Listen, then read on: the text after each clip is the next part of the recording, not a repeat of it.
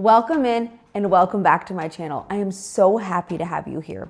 In this week's video, we are doing the second installment of the bathroom renovation series.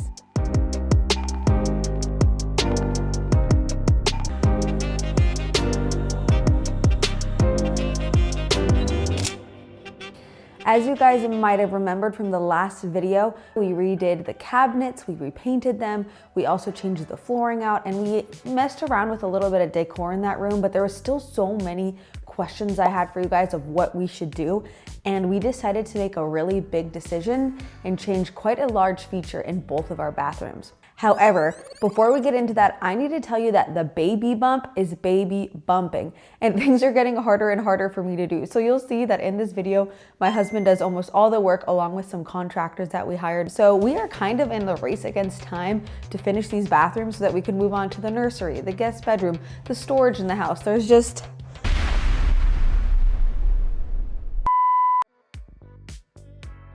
Once the cabinet in the bathroom was refinished, it looked so good, but one thing was absolutely glaring at me. And of course it was the most expensive thing to change, and that was the countertop to the bathroom. Now, there's nothing against tile. It was the most classic white 90s tile that had been in there for years, but I hate tile on countertops. I repeat, I hate tile on countertops because cleaning it is awful. Getting through every grout line, getting everything stuck in there. It's like, who thought about this? I said, no. It's time to get new countertops, and not one, but both of our bathrooms. So the real hack here is that you could go to any big store to try to get new countertops, like a Home Depot or a Lowe's or anything like that, but they are going to charge you an insane amount for the labor and the materials, and it will come out costing a small fortune. So the hack that my husband and I figured out from a friend of ours years ago was there's certain stores where you can go right to the warehouse and purchase the supplies or the material on your own at the wholesale price. And we happened to find the exact same countertops that we had loved and used in our kitchen for an insane sale. Now, to save money on this, because saving money is really big when you're about to have a baby, I've recently found out, you need to cut as many costs as possible. So my husband decided he was gonna do all the demo himself with his friends rather than pay a contractor to do it. We wanted the contractors to install the countertops, to do the plumbing, all that stuff that requires a professional. But as far as demo goes, we figured we could do a really good job, and my husband absolutely crushed it. To demo the countertops, it was kind of a fiasco because he had to get each and every piece of tile off, as well as the mortar and any chicken wire under there. But the goal in mind was to hopefully keep the plywood that was under the current tile. Now, we were fortunate and able to do that. In our kitchen, we weren't. In our kitchen, we did have to rip out the plywood, but in this case, the way that the tile popped off was so easy, and the mortar came off in a way that didn't hurt the integrity of the plywood, so we got to save a little bit of money on that. But even if you had to get new plywood, I'd still venture to say that doing the demo yourself is a cheaper option than hiring a professional to do it for you, as long as you use your safety gear, protecting your airways, your eyes, wearing your mask, wearing your glasses, because you are very precious and you do not want to hurt yourself. Demoed. Took me about 2 hours and 15 minutes total. I got the sink detached and the water lines. So next up, drywall. And I gotta get rid of all the stuff. I gotta take it to the dump.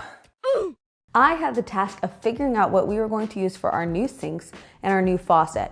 And like I said, I didn't want to expend an exorbitant amount of money. When I think about where I want my money to go, a nice bathroom sink isn't typically the top of the list. I just wanted something that was good quality and neutral. So I found these really lovely sinks from Lowe's. I can show you them right here. Now, they aren't massive or anything. They're completely standard size. In the future, could we go up a size in sink? Sure, we totally could, but we don't need to. They work wonderfully now. And I like that these ones didn't have a blaring logo that you looked at when you are washing your hands. So many sinks put their logo right there. For faucets, we knew a few things. Certain brands are extremely expensive. So I found two different options for our bathrooms. For our primary bathroom, I went with something a little bit fancier, and I'll show it to you right here. I chose a more champagne bronze color, which is very similar to the hardware we used in our kitchen, and I absolutely love it because it's warm, but it's not like too yellow, and it gives an elegant but still kind of calming presence to it.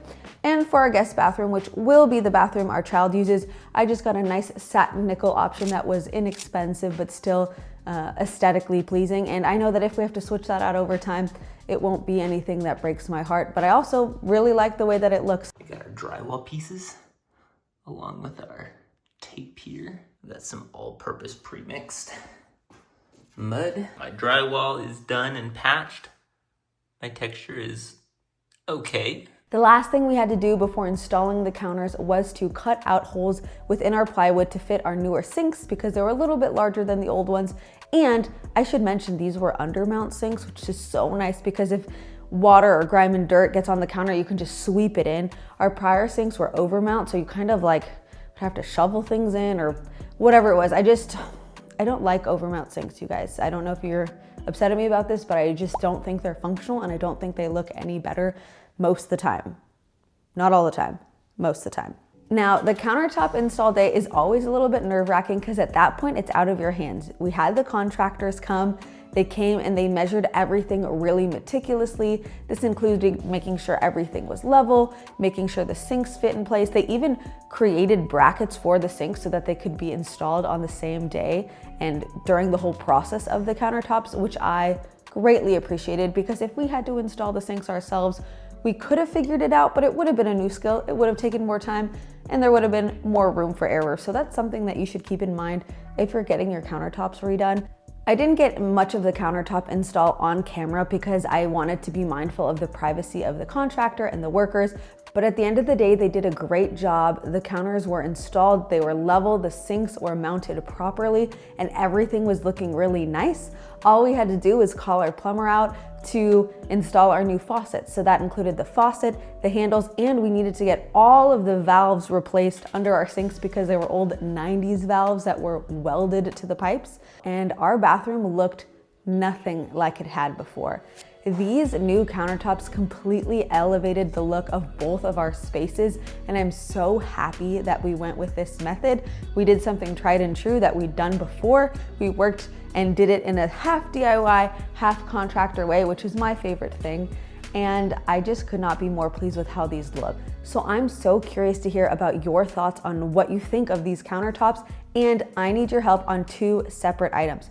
Firstly, now that the countertops are in the guest bathroom, the one where we refinished the cabinets already, the bathroom is looking incredibly white and bare. So I need to maybe consider painting the walls and figuring out a new decor style. So if you have suggestions on what color I should paint the wall, what accent colors go well, because right now it's really just beige and white, which I love those colors, but I want a little bit more contrast, a little bit more life in that bathroom, especially because our son will be using it and I want it to be fun for him.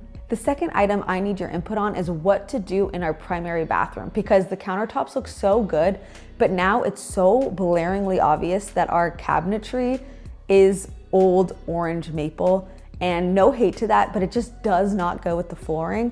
So I think we might need to refinish the cabinets and paint the walls in there, but I cannot decide for the life of me what I want to do with the cabinets. Please let me know what you're thinking. Well, thank you guys so much for watching this video. As you can already tell, this is not the last installment in the series. We still have more to do, but we are making some amazing progress. So if you're interested in following along, if you could give this a like and subscribe to my channel, it helps me so much to continue making videos for you guys that you enjoy and hopefully that teach you something along the way. In the meantime, I hope you have a great rest of your day and I will see you in the next one. Bye now.